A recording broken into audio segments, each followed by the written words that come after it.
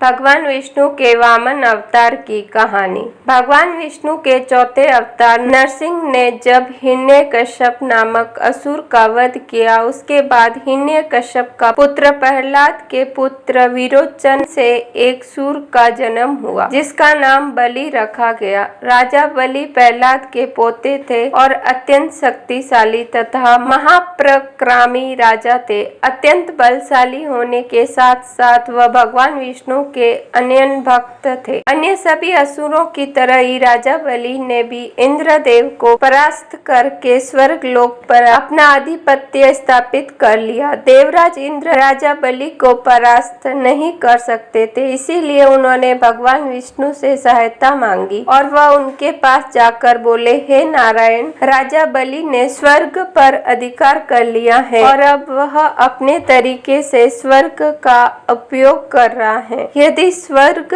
के अधिकारियों का गलत तरीके से उपयोग किया जाएगा तो उससे अन्य सभी देवतागण आपका कर्तव्य नहीं निभा पाएंगे, जिस कारण पृथ्वी पर जीवन प्रभावित हो सकता है। इसीलिए आपको हमारी सहायता करनी होगी प्रभु। भगवान विष्णु इंद्रदेव की इस बात से सहमत होते हैं और वह उन्हें आश्वासन देते हैं कि वह राजा बलि को अवश्य रोकेंगे। राजा बलि भले ही एक असुर था, लेकिन वह त्रिदेवों का सम्मान करता था। राजा बलि महादानी थे, क्योंकि कोई भी उनके दरबार से खाली हाथ लौटकर नहीं जाता था। राजा बलि को रोकने और उनके इसी दानवीरता की परीक्षा लेने के लिए भगवान विष्णु ने वामन अवतार लिया। वामन अवतार में भगवान विष्णु ने एक बौने ब्राह्मण का रूप धारण किया और राजा बलि के परिसर में आए। ब्राह्मणों को देखकर राजा बलि ने उनको प्रणाम किया और पूछा, हे ब्राह्मण, आपको क्या चाहिए? तब वामन अवतार स्वरूप में भगवान विष्णु ने राजा बलि से कहा, हे राजन, मैंने सुना है कि आप बहुत बड़े दानी हैं और किसी भी याचक को आप खाली हाथ जाने नहीं देते, इसीलिए मैं भी आपसे कुछ मांगने के लिए आया हूँ। उसी समय असुरों के गुरु शुक्राचार्य भी वहीं पर उपस्थित थे। उन्हें अपनी शक्ति से ज्ञात हो जाता है कि बौने ब्राह्मण के रूप में स्वयं भगवान विष्णु राजा बलि को छलने आए हैं। शुक्राचार्य ने राजा बलि को सूचित करते हुए कहा कि वह इस ब्राह्मण को कुछ भी दान न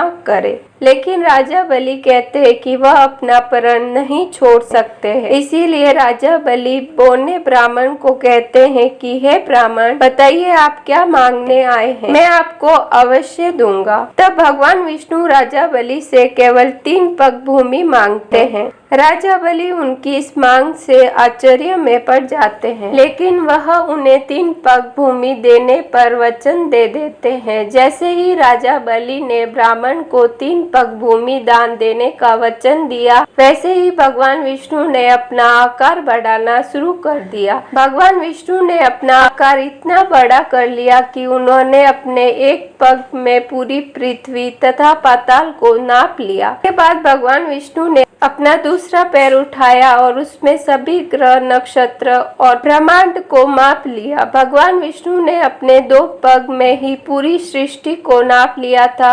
अब तीसरा पग रखने के लिए कोई भी स्थान शेष नहीं था। तब वह राजा बलि को कहते हैं, हे राजन, मैंने अपने 2 पग में ही पूरी सृष्टि को माप लिया है और वचन के मुताबिक आपने मुझे 3 पग रखने की भूमि प्रदान करने का वचन दिया है, तो अब बताइए कि मैं अपना तीसरा पैर कहाँ रखूं? कुछ देर विचार करने के बाद राजा बलि ने कहा, हे ब्राह्मण, आप अपना तीसरा पैर मेरे सिर के ऊपर रखिए, क्योंकि मेरे शरीर पर अभी भी मेरा अधिकार है। यह सुनकर भगवान विष्णु अपना तीसरा पैर राजा बलि के सिर पर रख देते हैं। पैर रखते ही राजा बलि धरती के निचले भाग पाताल में पहुंच जाते हैं। इस तरह राजा बलि अपने वचन की पूर्ति करते। राजा बलि की यह दानवीरता देखकर भगवान विष्णु अत्यंत प्रसन्न होते हैं और वह अपने वास्तविक दर्शन राजा बलि को देते हैं। इसी के साथ ही भगवान विष्णु राजा बलि को आशीर्वाद देते हैं कि वह लंबे समय तक पाताल लोक पर राज करेंगे। आपको ये कहानी जरूर पसंद आई होगी। धन्यवाद।